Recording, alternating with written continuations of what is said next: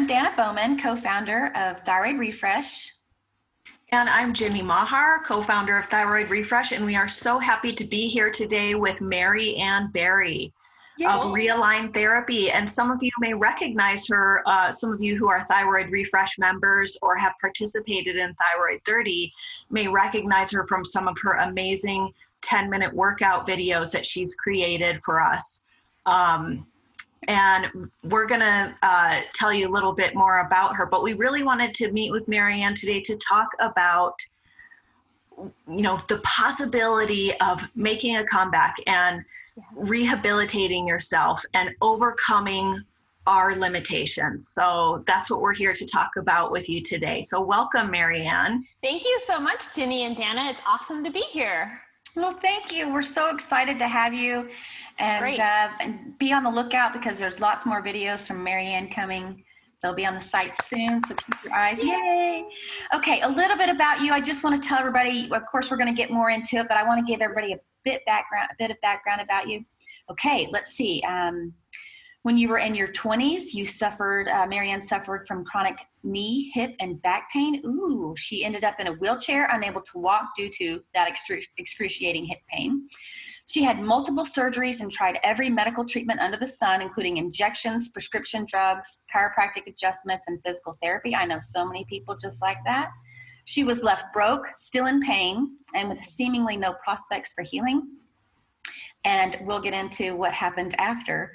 Before getting into posture alignment therapy field, Maryann worked in the health and fitness field for nearly 15 years and got her start as a certified personal trainer at 24 Hour Fitness, where she had the opportunity to work with countless men and women while supporting them in reaching their health and fitness goals. And she earned her Bachelor of Science degree from University of California, San Diego in psychology with a minor in chemistry. Wow, I didn't see that part. A walking miracle you are, definitely, Maryann. You transformed yourself from a wheelchair-bound life of chronic pain, and we can't wait to hear your story. Thank you so much, Danna. Yeah.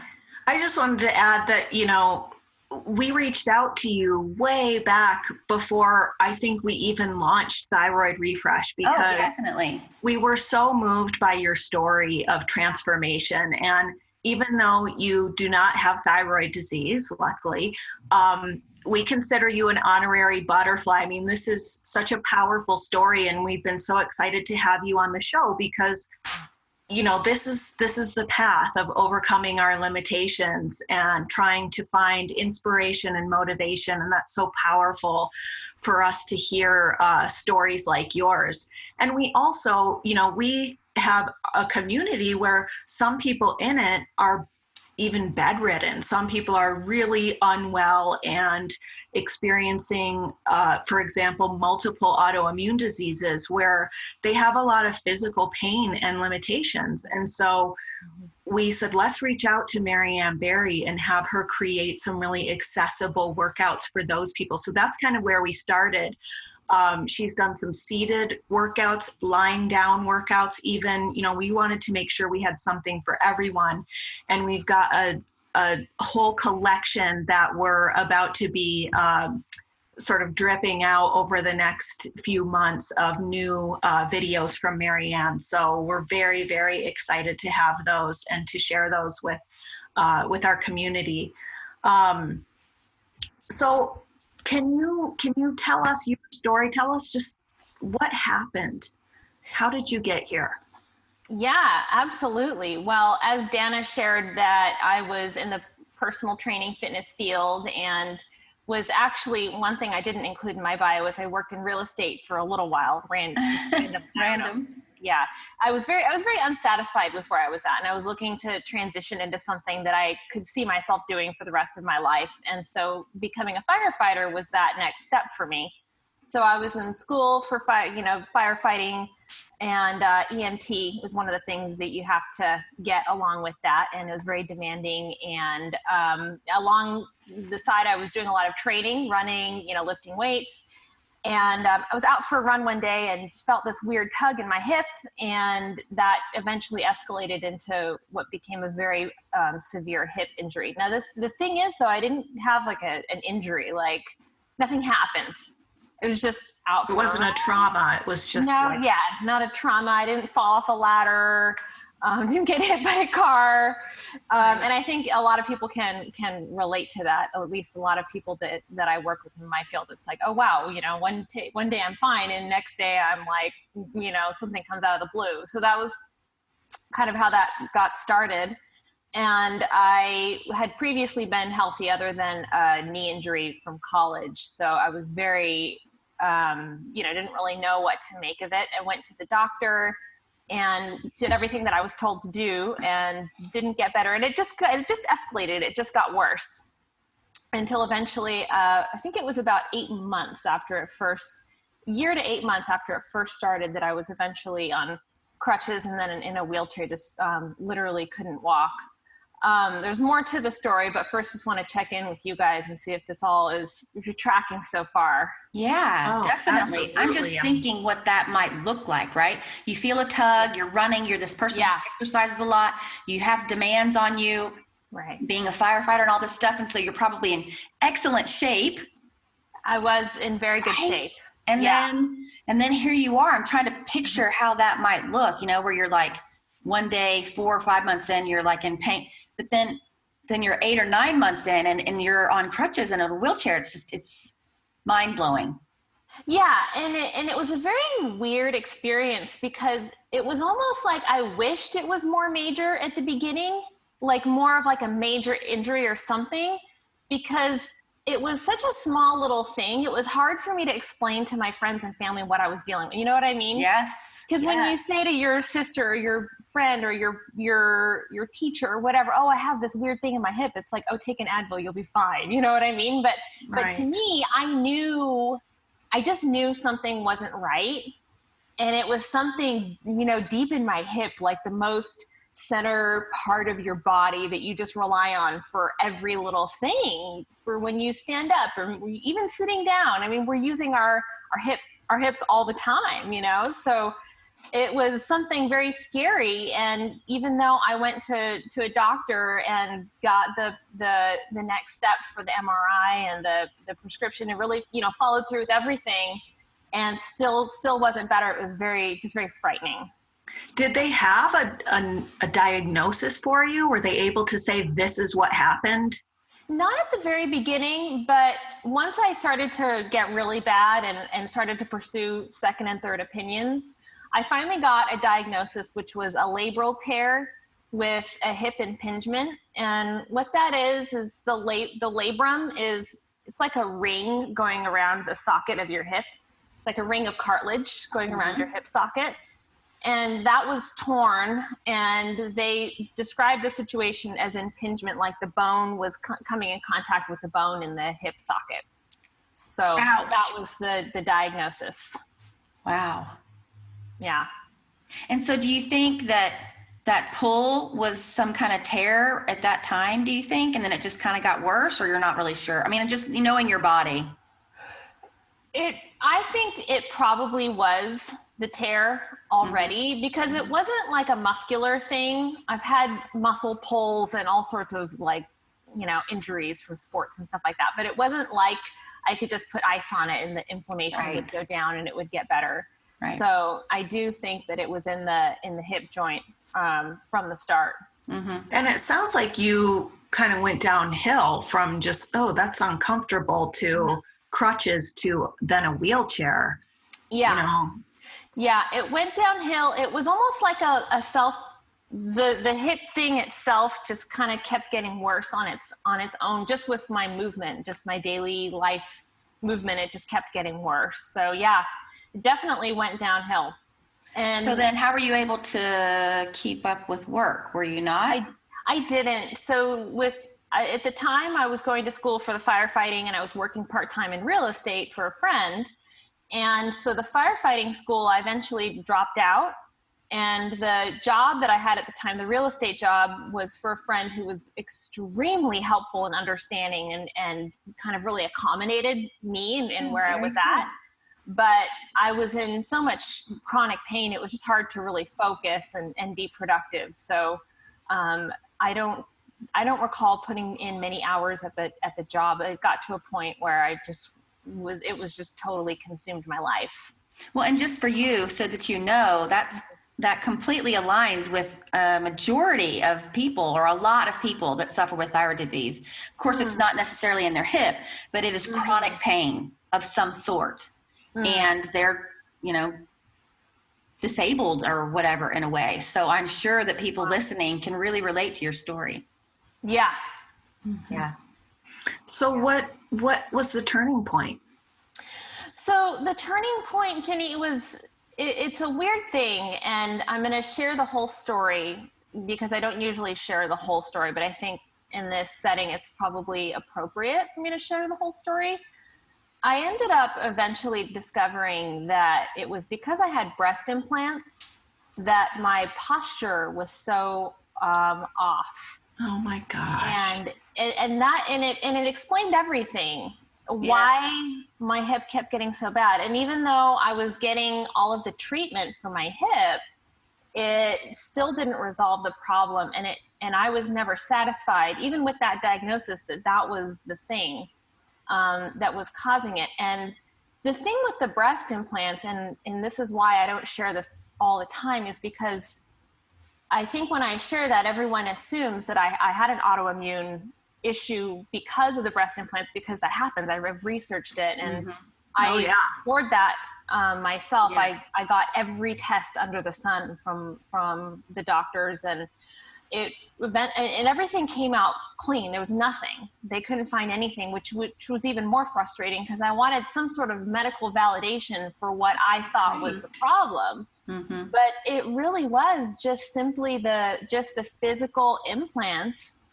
Picture those implants being underneath the pectoralis muscles, which is where they normally are placed, forced my upper back to hunch forward. And I remembered when I first got the breast implants, I remember literally sitting at my dining room table eating, when I was sitting like cross-legged on top of my dining room table eating. And I remembered being so hunched over and thinking to myself, wow, I've never been this hunched over before. And I remember trying to straighten up, but feeling so weird, like self-conscious, even though I was by myself in that moment, but like self-conscious, like I didn't want to like stick my chest out. Like I had to like protect myself by hunching my shoulders forward. And that was that was basically how it all started. Wow. And the thing that I want to really connect or make clear, and I think this is the hardest thing for me to communicate, or the hardest thing for people to understand about this, is that even though the breast implants were obviously in my chest and my upper back was hunched forward, well, what did that have to do with my hip? And I discovered, and I became an expert in this whole thing of posture alignment, that the way that the body works is like a unit, like the whole body, and every part of the body is connected. And I discovered that my pelvis was extremely compensating for my upper back being so rounded forward. Wow. And that was like the mechanical issue. Like my pelvis couldn't move because of my hunched upper back. And I went through this process of self-discovery, going through this work called posture alignment therapy, also known as Egoscue. And I discovered time and time again, each time I did an exercise that opened up my upper back and my chest, my hip pain would just go away, like immediately. Wow. So I started to discover that relationship between the position of my body and this pain that I was having. And I couldn't bring myself to get those implants removed at the very beginning. I could not bring myself to do it. I was like, this is a crazy thought, Maryann. No one's going to agree with you. This is going to cost you thousands of dollars. What if it doesn't work? So I pursued all of the hip treatments. I got the hip surgery. I got the hip cortisone injection, all of that. And when I still had the same problem, I was kind of like at the bottom of the barrel. And at that point, I was like, these breast implants have got to go. And I got them removed, and that was the thing.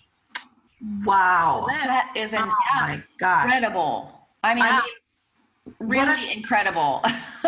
Like in addition to it being, a cautionary tale about breast implants, which Danna and I have heard and talked a lot about, I think it's also so relatable for the women in our audience who have a large bust, and also for those of us, which is like, seems like everybody anymore, who spends a lot of time at a desk in front of a computer with completely, that postural alignment. And it just makes so much sense, having done your workouts and your videos, your amazing workouts that you've created for us, how powerful that is to just open up that area of the body. Yes. Seems like a very common problem area. And like you said, it's like a chain reaction through the body. Absolutely. Yes. Wow. And the whole breast implant, I have breast implants and I am going to get mine removed. Really? Yes, I am. For personal, for health, for all of it. Yeah. I don't have any kind of hip or none of that. Good. But I catch myself. I'm like always doing this. Mm-hmm. My daughter and I have kind of a running joke and she'll try to help me or whatever. And so I do notice the relations with how it affects me and my back and how I'm tired. And so I can't always keep everything back. And not at the same time I got my breast implants, I got a lift and kind of a reduction. Like they just looked funny. And so I'll leave it at that. But I related them to a scary fruit, a banana. So yeah, they just didn't look right for me. Yeah. Mm-hmm. Well, that's the truth. And so, so they had to do some stuff. And once they did the stuff, then they were like, well, you're going to lose some of this. So you need to have the fullness. Long story short, they're a little bit bigger than probably my body needs. And it's not healthy for me. So yes, I am going to get them done. So I'll be, blogging and videoing and all of that, my journey, because I wouldn't have done it had I not seen the relation and the connection to the autoimmune disease. So it's good that's your connection, that you don't have one, but it's a very common story as well. Not just the chronic pain and things that's similar, which is one reason why we really love you and love that you're on the show. That's awesome, Danna. Well, I look forward to hearing how things come along for you with your recovery. Thank you. Thank you. Yeah. So tell us about, unless there's more to the story that you want to share, we're curious about Realign Therapy and postural alignment therapy and what that means and how it helped you and how it became your life. Yeah, it's interesting because the way that I learned about it was there is this thing called the Egoscue. And I don't know if either of you had heard of it before you contacted me or before you came across me. Had you? Just through you. Just through you. Okay. So there is this body of work called the Egoscue method. And can you spell that for the listeners? Yes. It's EGOSCUE. And Egoscue is a method for eliminating chronic pain naturally through the use of exercise, using your own body. And it's a method for realigning posture and really getting to the root of chronic pain. And when I was first going through all of these issues, I had heard about the Egoscue method, had one of the books, and was very much, wow, this sounds like a really great thing. And looked into it and found that their main headquarters was literally right down the street from my office. Wow. So I thought this is, and it's a world-renowned thing. And I, really knew that it was like a big deal. A lot of professional NFL football players and PGA golf pros, like really, literally like attribute their career to the Egoscue method. It's like this big thing. So I'm like, oh wow, the clinic is right down the street from my office. So went in, had my pictures taken, and I was coming from a personal training background where I had been trained in the whole world of corrective exercise and posture correction. And I really, this was really my forte. And so for me to look up this Egoscue clinic and to go to this place, I really had to kind of put my ego aside and really realize, okay, Maryann, even though you know a lot, what you know isn't helping you to get better, because I really was at a plateau. And I sought Egoscue out also because I had been to physical therapy and didn't get better and was kind of left with, well, what else are my options here? So went to the clinic, they took my pictures, and I was floored by how crooked and off balance my body was. For me, just to see a picture, just a simple picture with a plumb line through it, from the front view, the side view, the back view, and then the other side. And for me to just be able to see that one hip was higher than the other, one shoulder was higher than the other, my head was pitched forward, my upper back was pitched forward, my whole body was rotated to one side. It was the first time I'd seen any of that.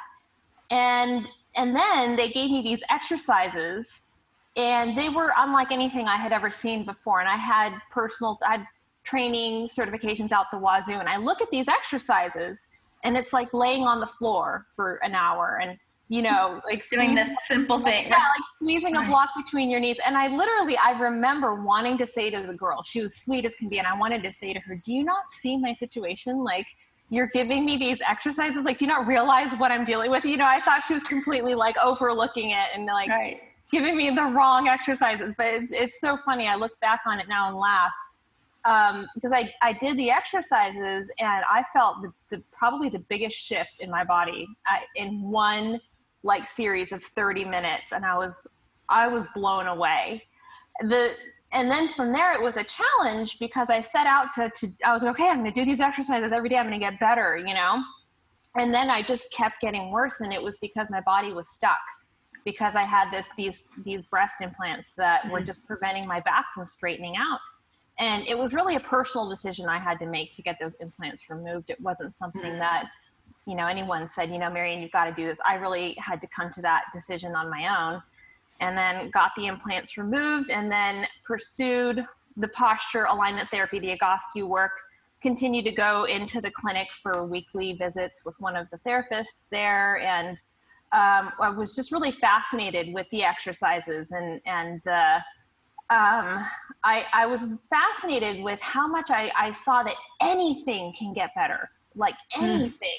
All these things that I had thought, okay, this person has a degenerative knee. They can't get better because of their degenerative knee. Or this person has a slipped disc. That slipped disc is going to prevent them from not being in pain. But then I realized, okay, there are these positions and exercises and sequences that a person can go through to allow that knee to heal or to allow that disc to heal. And it totally shifted my perspective about the body and really what's possible.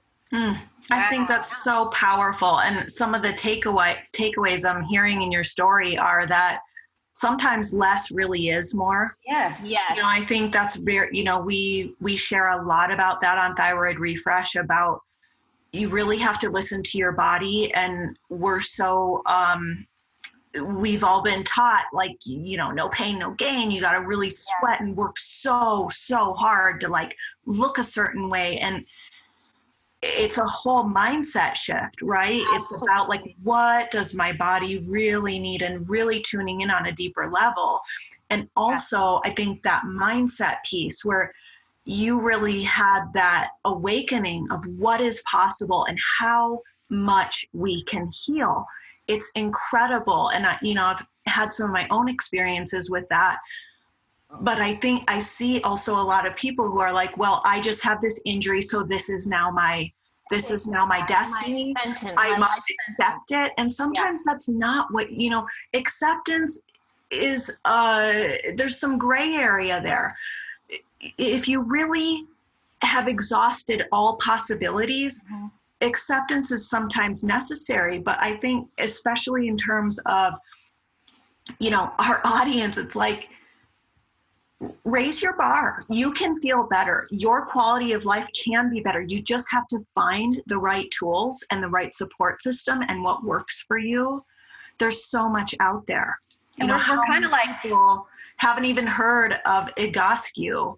Yeah. Am I saying that right? You know? Yeah, you are saying it right. And it's this very powerful thing that the pros are using, you know, like, How much of this journey has been mindset shift for you? I mean, 100% mindset shift. In fact, I was in dialogue with in a conversation with one of my clients the other day, and she asked me how long it took me to go through the training at Egoscue. Now, Egoscue has greatly developed they have an institute where you can go and you get certified and learn this work. But the certification that I went through is quite simple. I mean, it's a 3-day, it's a 2-part, 3-day course, and you do some self-study at home. But the method is really based in a way of thinking. And from there, I've really taken on learning all of the there's nearly 600 exercises. I've really taken on mastering those exercises and really mastering working with individuals. You know, my education has been working with people, but not like book study education, if that makes any sense. So I found Egoscue to be a way of thinking that the human body can heal itself. And also probably a bit of unlearning. Absolutely. Right. Absolutely. Yeah. And, you know, I think it's interesting how the two of you haven't heard of Egoscue. And I think this is a big thing across the board. A lot of people haven't heard of it. And I think there's a barrier to entry for practitioners to learn it and practice it because it's hard for people to get the simplicity of it. I considered myself fortunate in the sense that I live in San Diego. So I was able to go to the clinic, and they let you at the time, they would let you go and just do your exercises. I would just lay there on the floor doing these exercises for hours and just listen like a sponge to the other therapists. Oh, and that's so neat. Pete, you know, Pete, the founder of the method, was around at the time, and the people that he worked with directly, you know, were all there. And at first it was like a different language. The words they were using and the exercises and the things that they were pointing out about people, I couldn't understand it, but I just would listen and listen and listen, and then went through the training. And then just right out the gate, I started getting my hands on people. I started just my sister, my hairdresser, my friend, whoever. I was like, come on, you've got to come in and let me take your pictures. And, you know, I've got to show you these exercises. And that was really my training was starting to produce results with people. You know, it's funny because I wanted to mention that whole less is more is so big. It's so big because there's all these exercises and there's all these, you know, people out there doing all these hardcore. And I love that. I think that's very cool. I think there's a level of person that can do that. But also, if you think back to, you know, the beginning of man, you know, climbing, crawling, walking, running, simple, you know, stepping over things or climbing over rocks, like you're not, you know, boxing. I mean, you're not, I mean, exactly. You're just doing some simple things, and people were in shape, you know, they're eating good. They're touching the ground. They're in nature, you know, like it really, you can see how unlearning some of the things that we've, you know, put in into our minds is really powerful. The simple less is more is something that we need to be screaming from the rooftops, all three of us. I mean, really. It's huge. You know?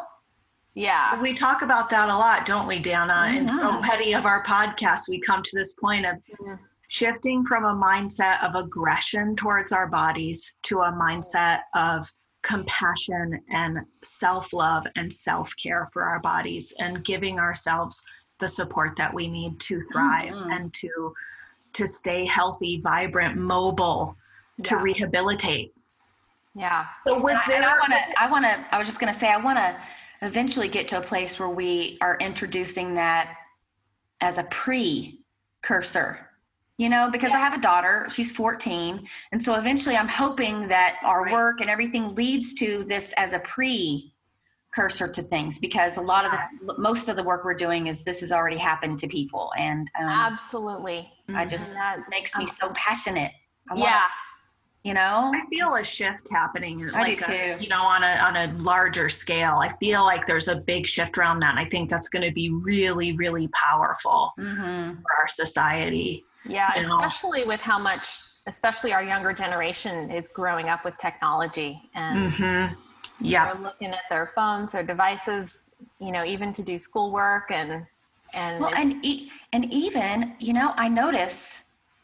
It's not a great thing, but how they are pushed, you know, just like I was a cheerleader and doing gymnastics was part of it. And then the people that are doing gymnastics and then the jumps and the things, there's more back injuries than you can even imagine in our young society right now. Oh, back pain is extremely common.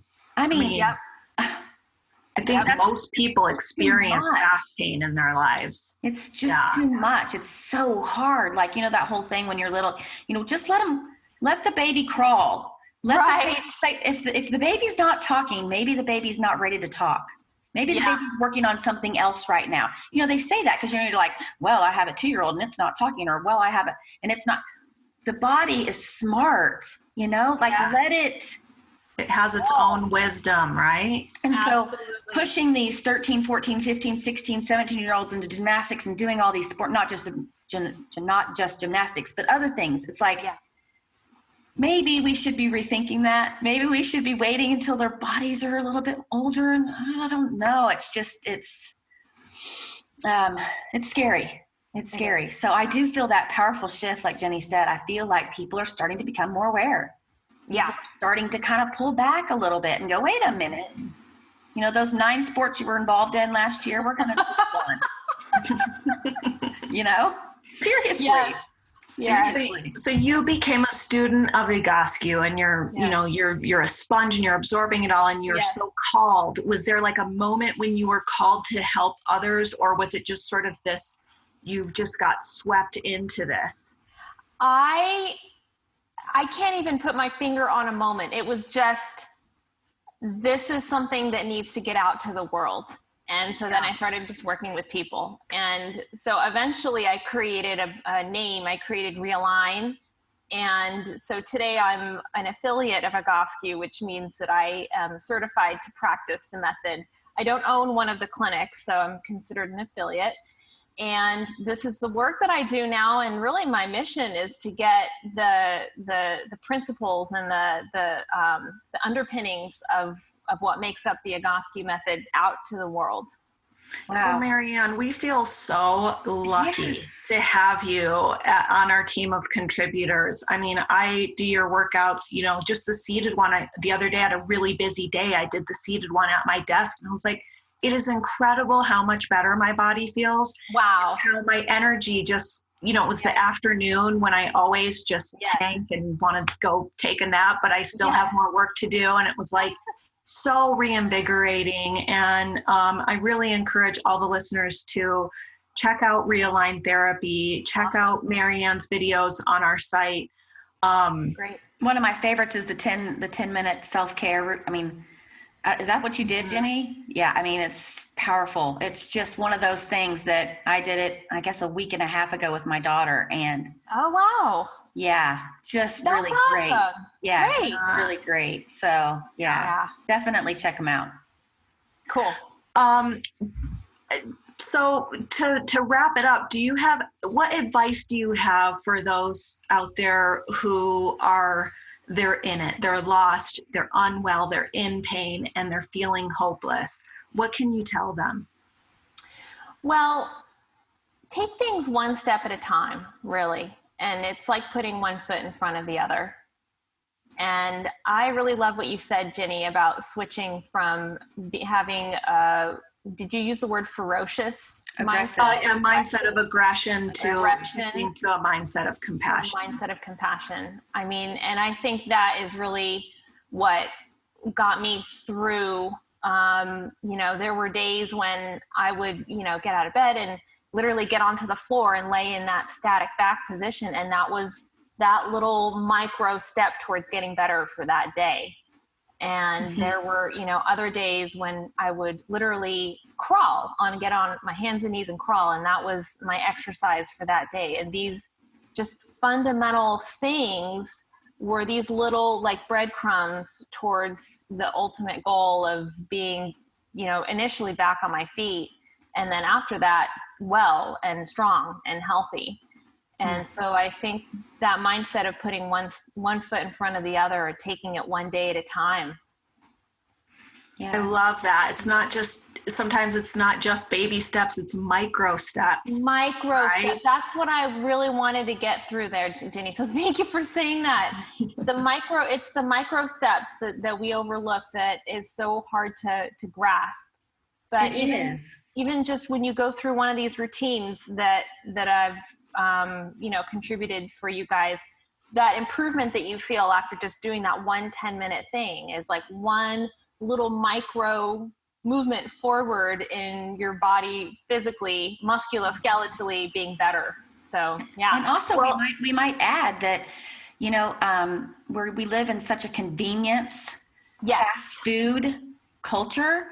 that maybe that like taking just a step back, like adding, like just take a step back, because the micro movements are are the things that are going to propel you, even though that sounds kind of like an oxymoron, right? The micro steps will propel you, right? Yeah. And if you want a very clear visual picture of the power of those micro movements, check out Maryann's about page on realigntherapy.com, where you see her in a wheelchair. You see the pictures, the postural pictures with the cockeyed shoulders and the cockeyed hips and all of that.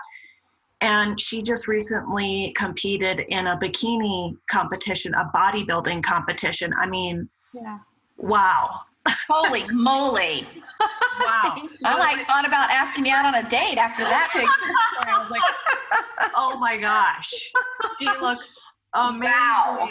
Holy cow. Thank you so much, you guys. Serious love babe. you, Maryann. You just shine so bright. And thank you so much for sharing your story with so much honesty and compassion, and being such an inspiration for us and a helper. Yeah. So Awesome. Awesome to be here. Thank you, ladies, for the opportunity. It's awesome to be here with you too. Thanks. Okay, guys, thank you for joining us on another episode of Thyroid Refresh TV. We'll be back soon. Thanks for listening, guys. Bye.